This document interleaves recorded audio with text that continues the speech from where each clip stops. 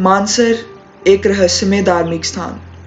यहाँ हिंदू धर्म से ताल्लुकात रखने वाले बहुत ज़्यादा मंदिर हैं और साथ ही साथ एक बहुत ही ज़्यादा विशाल झील है। तो हमने सोचा आज क्यों ना आपको मानसर झील की सैर करवाया जाए। तो चलिए चलते हैं। तो दोस्तों, यहाँ पर जम्मू से 64 किलोमीटर लगते हैं आने में और यहाँ रास्ते में जो सीनरी आपको दिखेगी वो तो काफ़ी लाजवाब है।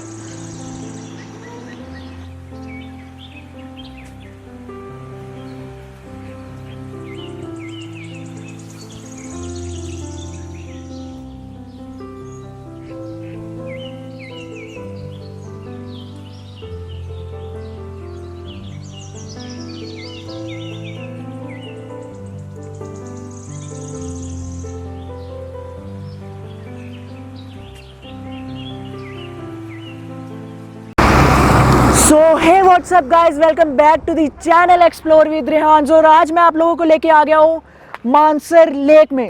ये सिर्फ एक लेक ही नहीं है, इसके साथ हमारी एक बहुत ही बड़ी हिस्ट्री जुड़ी है। और यहाँ पर एंटर करते ही हमें यहाँ पर एक भैया मिले हैं और वो हमें यहाँ की फुल डिटेल्स देंगे। तो सर, सबसे पहले आपका नाम क्या है? मेरा नाम अंकुश गोटी है। और आप हमें यहाँ पर बताइए कि यहाँ पर इस समय लॉकडाउन में किस तरीके का माहौल चल रहा है और यहाँ पर पार्किंग फीस और यहाँ पर होटल्स वगैरह इन सब का क्या रेंट है? देखिए भैया, लॉकडाउन में तो टोटली ये बंद ही था। अभी लॉकडाउन जैसे जैसे खुला तो वहाँ जहाँ पे भी काम होना शुरू हो गया है। जैसे हमारे पास पार्किंग का टेंडर था, पहले तो लॉकडाउन के टाइम में बंद था। अभी हमने 12 जनवरी का शुरू किया हुआ है, जिसमें आपका 2 व्हीलर का प्राइस रहेगा 10 रुपीज़ और 5 सीटर का रहेगा 30 रुपीज़ एंड 7 सीटर टू लेके मिनी बस तक का आपका 50 रुपीज़ ईच है। उसके बाद बस का आपका पार्किंग चार्जेस है वो 100 रुपीज़ है। उसके बाद बात करते हैं हम होटल्स की। होटल्स का जो JKTDC के प्राइस है वो 980 रुपीज़, नॉन AC रूम का, AC रूम का 1350 रुपीज़ है AC रूम का।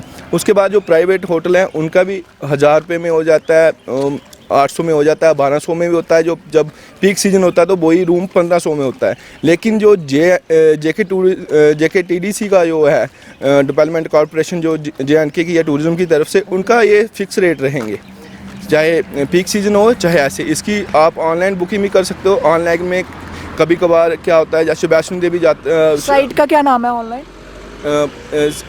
JKTDC के नाम पे ही है साइट इनकी, Jammu Kashmir development tourism corporation का ये, ठीक है। और थैंक यू भैया।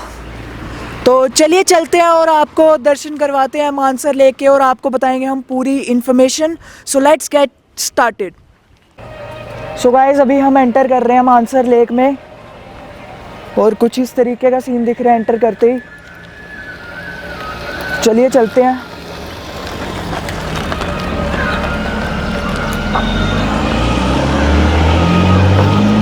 सो गाइज, यहाँ पर एंट्रेंस पे ही आपको पार्क दिख जाएगा जहाँ पर आप अपनी फैमिली के साथ टाइम स्पेंड कर सकते हो और वहाँ पर बहुत सारे झूले भी लगे हैं और बच्चे यहाँ पर खेल भी सकते हैं। और गाइज, जैसा कि आप लोग यहाँ पर देख सकते हो कि यहाँ पर पार्क में झूले भी लगे गए हैं और बच्चे यहाँ पर खेल भी सकते हैं। और वो हमारे पीछे है मानसर लेक वहाँ पर। तो चलिए चलते हैं मानसर लेक वाली साइड।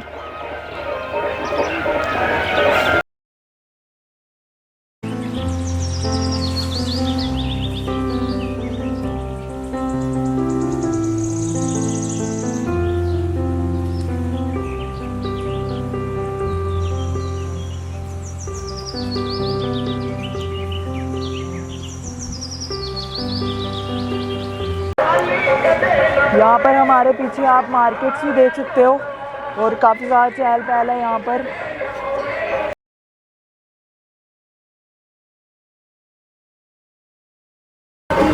तो दोस्तों, जैसे कि आप लोग देख सकते हो कि यहाँ पर पीछे पार्क है और इस समय 5 बज रहे हैं शाम के और काफ़ी ज़्यादा रौनक है इस समय भी यहाँ पर।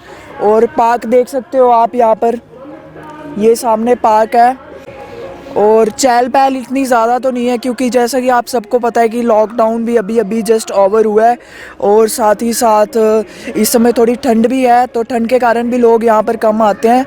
और साथ ही साथ यहाँ पर मतलब as compare to last year यहाँ पर लोग थोड़े से कम हैं। तो और आज लोग बहुत है। ये देखो हमारे साथ यहाँ पर। तो आप क्या आटा कैसा चल रहा है काम इससे? ठीक है, अच्छा। और पहले जब लॉकडाउन था तभी बंद था, इतने तब बंद था पूरा? हाँ जी, हाँ जी। अच्छा, चलो थैंक यू। तो जैसा कि आप सब देख सकते हो, ये से नो टू प्लास्टिक वगैरह यहाँ पर लिखा गया है। और यहाँ पर आपको मिल जाएगी की चेन बनाने वाला स्टॉल। और यहाँ पर आप देख सकते हो की चेन बनाने वाली शॉप भी है यहाँ पर। और ये आपको मिल जाएगी पार्क के ठीक सामने। डेली लगती है? हाँ, डेली लगती है पार्क के सामने। तो क्या क्या प्राइसेस है यहाँ पर? भैया 30 रुपये हैं। 30 रुपए की कोई भी बनवा लो। ओके, तो आप लोग यहाँ पर की चेन्स वगैरह बना सकते हो अपनी। सो गाइस, हमारे पीछे आपको ये जो दिख रहा है ये है सेल्फी पॉइंट।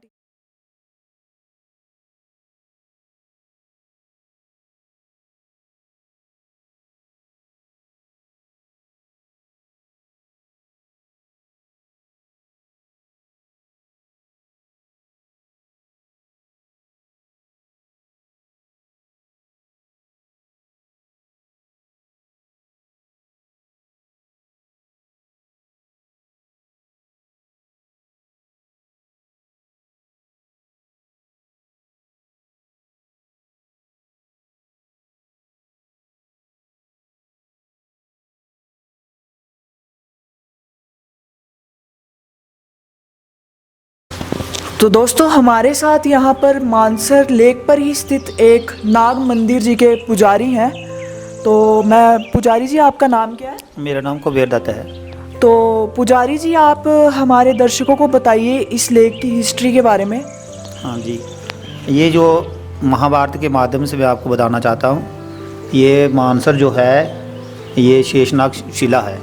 जब महाभारत हुआ था तो महाभारत के बाद जो उलूपी नाम की कन्या थी वो शेषनाग कन्या थी। तो उसके मन में एक अभिलाषा थी, वो अर्जुन को देखना चाहती थी।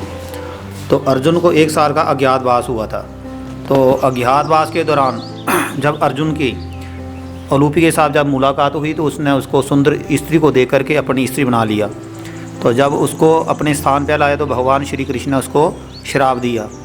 तो उसको कहा कि इसके गर्भ से जो संतान होगी वो तो आपका सर्वनाश करेगी। तो उसने डर के कारण उस स्त्री को परित्याग किया। तो वो कहने लगी, आपने मेरे को स्त्री बनाया, मेरे साथ साथी चाहिए रहने के लिए। तो चित्रांगदा और उलूपी, जहाँ मनवाल के साथ प्राचीन नाम था उसका बबौर था, वहाँ उन्होंने रहना शुरू कर दिया। तो चित्रांगदा के पेट से संतान हुई, उसका नाम रखा बब्रुवान, और उलूपी ने उसका पालन पोषण किया, जो अर्जुन जी की संतान थी। हाँ। तो अर्जुन जी रहते कहाँ पर थे? यहाँ मनवाल के साथ बबौर नाम था। मतलब यहाँ से करीब 20-30 किलोमीटर की दूरी पे? हाँ, 12 किलोमीटर के 12 अंदर, किलोमीटर हाँ। की दूरी पर। तो उसके बाद क्या हुआ कि पांडवों ने अश्वमेध यज्ञ किया। तो अश्वमेध यज्ञ में क्या करते हैं कि घोड़ा को श्रृंगारा जाता है, उसमें स्वर्ण पट्टिका बांधते हैं, वहाँ शर्तनुमा लिखी जाती है, जो उस घोड़े को पकड़ेगा युद्ध करेगा। तो उसके 2 कारण होते हैं। अगर किसी ने घोड़ा पकड़ लिया तो उनके साथ युद्ध करना पड़ेगा, अगर किसी ने ना पकड़ा तो उनका अश्वमेध जो यज्ञ है वो सफल हो जाता है। तो उन्होंने क्या किया कि घोड़े को श्रृंगारा, वहाँ स्वर्ण पट्टिका बांधी, वहाँ लिखा गया कि जो उस घोड़े को पकड़ेगा वो युद्ध करेगा। तो उसी के लड़के ने तो उसका घोड़ा जब पकड़ा, तो पकड़ करके जब माता के पास चला गया तो माता ने कहा, जी अश्वमेध का घोड़ा है तो आप ऐसा करो कि पिता के पास जा कर के माफ़ी मांगो कि मुझे ज्ञान नहीं था, अज्ञानता के कारण मैंने ये घोड़ा पकड़ा, मैं आपका घोड़ा वापस देने आया हूँ। तो उसने उस घोड़े को स्वीकार नहीं किया। तो उसने कहा कि वेश्वा जास्तंग नहीं मम सुतो, तो किसी वेश्वा की संतान है, क्षत्रिय पुत्र की संतान नहीं हो सकती है।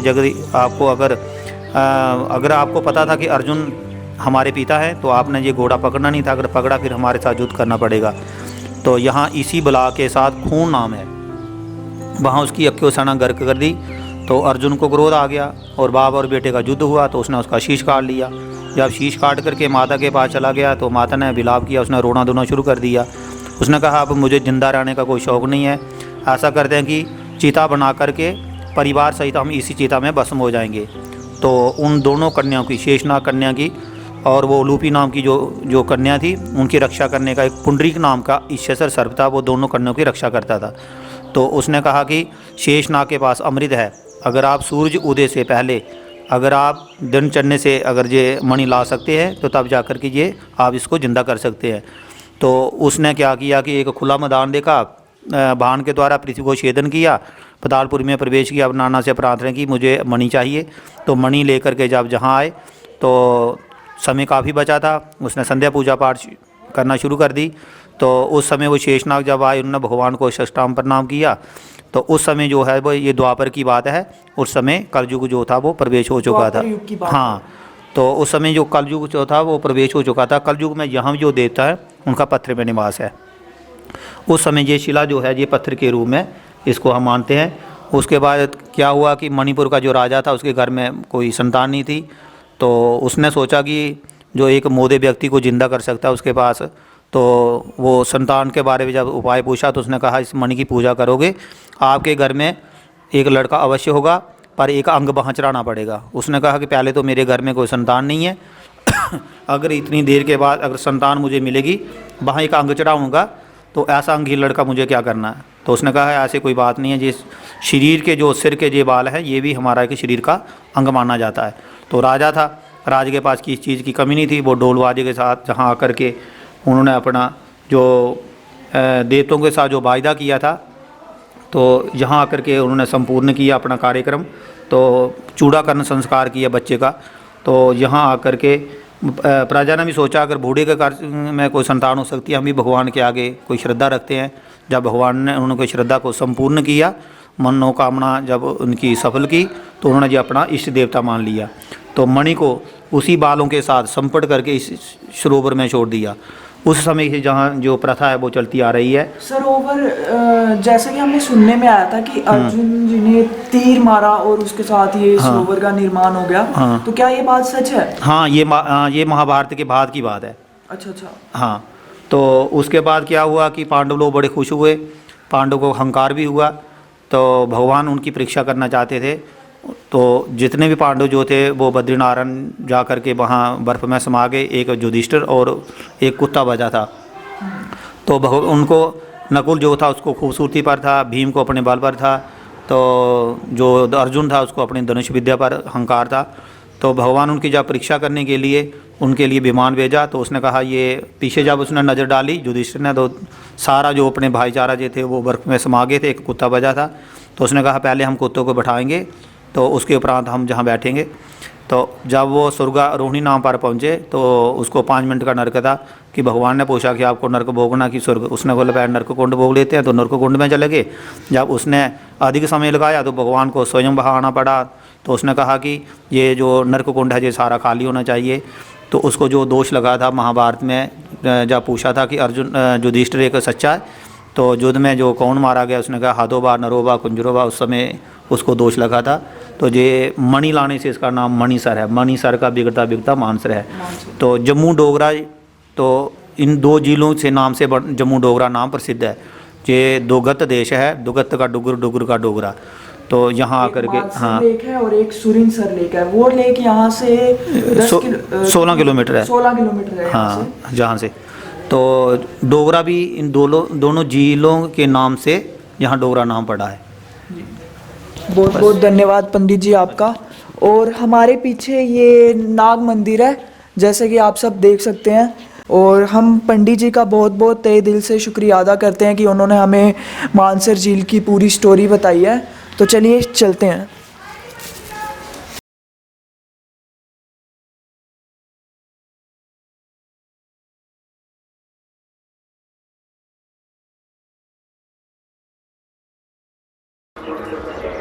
अगर लॉकडाउन से पहले का कंपैरिजन करें तो यहाँ पर यात्री थोड़े से कम आए हैं। और ये जो आप हमारे बैक साइड पे देख रहे हो, ये सब गेस्ट हाउस बनाए गए हैं रात को यहाँ पर स्टे करने के लिए।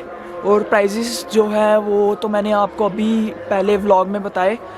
तो हमारे पीछे आप देख सकते हो ये है मानसर लेक। तो यहाँ पर मुझे छोटू मिला। और भाई क्या नाम है तुम्हारा? मेरा नाम यासिर। यासिर।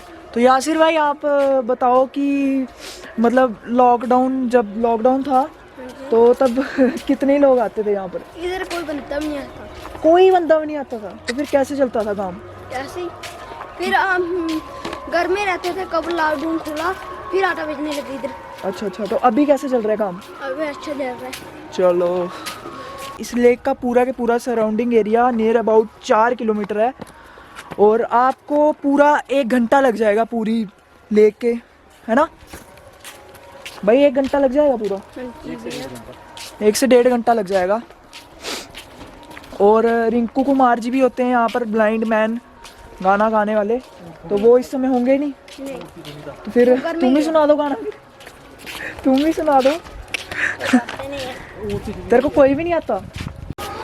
सो गाइस आप लोग को यहाँ पर ऊंट की सुविधा भी मिल जाएगी और हमारे साथ यहाँ पर भैया है। तो भैया क्या प्राइसेस है इसके? 50 रुपीज़ पर हेड। 50 रुपीज़ पर हेड। कहाँ से कहाँ तक? आधा किलोमीटर के, आधे किलोमीटर के सराउंडिंग में। सो जब लॉकडाउन था तो कैसा काम चल रहा था? लॉकडाउन में बंद था ये। बिल्कुल बंद जी, टोटल बंद। तो अभी तो ठीक है ना? हाँ अभी टूरिस्ट अच्छा है। अभी तो टूरिस्ट अच्छा है, लेकिन लॉकडाउन में काम बिल्कुल ही बंद था। ये देखो यहाँ पर आपको ऊँट भी दिख जाएंगे। और सो गाइस कुछ ऐसा था हमारा आज का व्लॉग। आई होप आपको व्लॉग पसंद आया होगा। थोड़ी लो लाइट हो गई थी इसलिए हम आपको पूरा व्लॉग नहीं बता पाए। नेक्स्ट टाइम हम ज़रूर आएंगे। Till then goodbye, like comment share and subscribe. Okay bye.